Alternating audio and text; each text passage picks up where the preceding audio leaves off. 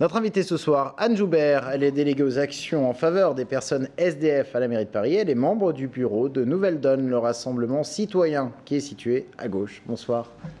Bonsoir, merci de m'avoir invité. Eh ben, merci à vous d'être venu nous voir. Vous êtes à Tours pour participer ce soir à une soirée organisée par Nouvelle Donne sur le thème de la précarité dans le quartier des Fontaines.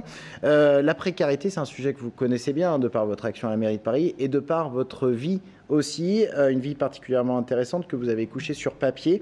Un livre intitulé « De la zone à l'ENA ». Ce livre, vous le voici à l'image. Et cette vie, c'est celle d'une...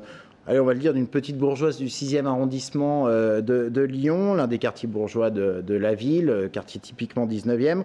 Une scolarité dans l'un des meilleurs lycées de France, le lycée du Parc, et tout d'un coup, une vie de marginal. Comment est-ce que vous en êtes arrivé à devenir marginal alors que vous aviez tous les outils pour réussir, quoi ? Peut-être justement parce que j'avais tous les outils. En fait, ça ne s'est pas fait tout à coup, hein. Ça s'est fait progressivement, c'est-à-dire à partir de 12, 13, 14 ans, j'ai commencé à me poser beaucoup justement de questions sur mon milieu social, sur le lycée, et à ruer un peu dans les brancards.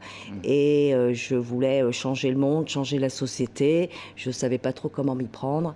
Et petit à petit, j'ai décidé que le lycée, ma famille et tout l'avenir qu'on me traçait ne me convenait pas, et que je préférais vivre avec des gens qui vivaient dans la rue, qui vivaient dans les squats et qui me paraissaient bien plus intéressants. Le cas de pas mal de gens du 6e d'ailleurs, hein, qui sont des fils d'eux, entre guillemets, je ne parle pas forcément de votre cas, et qui militent à l'extrême gauche quand ils sont jeunes. Vous, c'était en opposition totale à votre famille Non, ou pas même du pas tout? En opposition totale à ma famille, puisque ma famille avait des idées, quand même, mes parents avaient des idées très très ouvertes, ils étaient militants d'action civique non violente, enfin ils étaient engagés aussi politiquement, disons, bon, sans être à l'extrême gauche, mais dans un christianisme social, disons, plutôt dans cette mouvance-là. Donc c'était pas une opposition politique, c'était plus une opposition vraiment vis-à-vis de la société en général, du fonctionnement du monde. Et j'avais d'autres aspirations et j'étais donc assez rebelle. Et après, ce sont des rencontres qui vous ont... Après, il y a après, il y a des rencontres, et puis il y a une forme de vie qui est autre, qui est à part, qui est en marge. Mais cette vie de marginal, c'était laquelle était-ce? Vous étiez SDF? J'étais SDF, on vivait de la Manche, on vivait dehors, on dormait dans des squats, on allait à droite à gauche, des petits larcins aussi. Voilà, c'était totalement la vie dans la rue. Comment vous en êtes sorti? Parce que vous avez rencontré votre mari dans la rue? Oui, alors lui, c'était, disons, il avait plus d'expérience que moi de vie dans la rue, hein, de zone. Il était plus âgé et il était donc, c'est lui d'ailleurs qui m'a un petit peu emmené vraiment peut-être plus loin que ce que j'aurais osé faire toute seule. Et donc, c'est ensuite quand on a décidé d'avoir un enfant. Et moi, je me suis tout de suite rendu compte, j'étais très jeune, mais je me suis très vite rendu compte qu'on ne pourrait pas l'élever de cette façon-là. Et que lui, il voulait qu'on l'élève dans la rue. Et je voyais bien que les enfants qui étaient nés dans la zone étaient placés à ce qu'on appelait à l'époque la DAS. Maintenant, c'est l'aide sociale à l'enfance. Mais bon, ça revient au même. Et donc, je me suis dit, c'est pas possible. Moi, je veux avoir un enfant, mais je veux pouvoir l'élever. Et donc, on ne peut pas continuer comme ça. Vous en avez marre de cette zone. Je cite ces abrutis sans espoir qui traînaient autour de nous. Voilà. Est-ce que vous insinuez...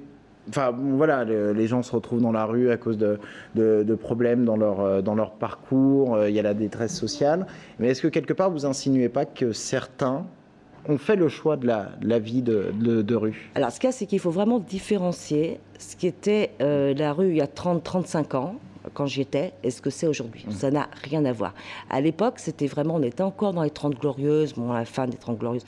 On avait des possibilités de travailler, de trouver des logements, et donc, effectivement, la plupart des gens qui étaient dans la rue, soit étaient des gens qui avaient vécu des difficultés dans leur enfance très, très importantes, beaucoup de gens qui sortaient de prison, et beaucoup de gens qui avaient fait une sorte de choix, entre guillemets, si on peut appeler ça un choix, de vivre en marge, comme nous d'ailleurs. Ça n'a plus rien à voir aujourd'hui, hein. Il faut être très très clair. La très grande majorité des gens qui sont dans la rue aujourd'hui sont des gens qui se sont trouvés pour des causes de ruptures successives, de perte de travail, de divorce, de problèmes de santé, ou qui sont des travailleurs pauvres. C'est pas des gens qui ont fait ce choix-là, hein. C'est très très très différent. Et la politique sociale qui est menée pour essayer de réinsérer les gens, est-ce qu'elle est efficace selon vous? Parce que vous en êtes sorti, vous avez été un temps journaliste, vous avez repris vos études, vous avez été enseignante et vous êtes même passé par l'ENA. Et pourtant, quand vous êtes passé par les services sociaux, on vous a conseillé de devenir, d'avoir des petits boulots. Oui. Alors que vous aviez les compétences pour faire autre chose. Oui, non, mais j'ai connu effectivement, j'ai eu cette expérience d'avoir vécu la rue et aussi d'avoir été un petit peu dans le secteur de fait de l'usager, des travailleurs sociaux et du système social. Là aussi, les choses ont évolué. À l'époque, il y avait quand même beaucoup moins d'aides. Bon, il y avait de toute façon même pas de RMI, de RSA, donc nous, on n'avait pas de ressources du tout. Et quand j'ai repris mes études, il fallait faire la manche pour continuer à manger et voler dans les magasins parce qu'il n'y avait pas de possibilité d'avoir des aides financières. Donc, c'était très... Effectivement, les travailleurs sociaux n'avaient pas compris un certain nombre de choses, mais je crois qu'il y a encore parfois des difficultés, même si les choses s'arrangent. Le problème, il n'est pas là. Le problème des travailleurs sociaux, ils sont en grande difficulté et on a eu des grèves encore, notamment du 115, du 93, à Saint-Denis hier, et dans d'autres... bien sûr, c'est-à-dire un travailleur social, il est là pour aider les gens. Donc quand il a des usagers qui défilent dans son bureau toute la journée en lui disant « je veux un logement », enfin « j'ai besoin d'un logement ou d'un hébergement », et que l'assistante sociale est obligée de dire je suis désolée mais j'en ai pas, vous avez fait un dossier mais il faut attendre, c'est vrai que ça perd un peu son sens, le travail social, et actuellement les travailleurs sociaux sont en difficulté. Allez, une question peut-être politique pour terminer cet entretien. Vous militez donc à Nouvelle Donne, qui est l'un des 2 rassemblements citoyens qui est né il n'y a pas très longtemps. Nouvelle Donne se situe plutôt à gauche. Dans le contexte que l'on connaît, l'affaiblissement des partis gouvernementaux, la montée du Front National, est-ce que ces mouvements citoyens comme Nouvelle Donne, ça peut être une alternative pour éviter la montée des extrêmes? Alors moi, j'y crois totalement. D'abord, on ne se situe pas à gauche, parce que d'ailleurs, la gauche, la droite, est-ce que ça veut encore dire quelque chose aujourd'hui? Il y a des gens dans Nouvelle Donne, la moitié des gens n'ont jamais fait de politique avant, n'ont jamais été dans un parti. Et les autres, on a des gens qui viennent du MoDem, comme on a des gens qui viennent du NPA. Donc vous voyez que le spectre politique est relativement large. Donc ce n'est pas une question de classification droite-gauche, c'est une question de faire de la politique autrement. Donc effectivement, c'est de la politique démocratie participative.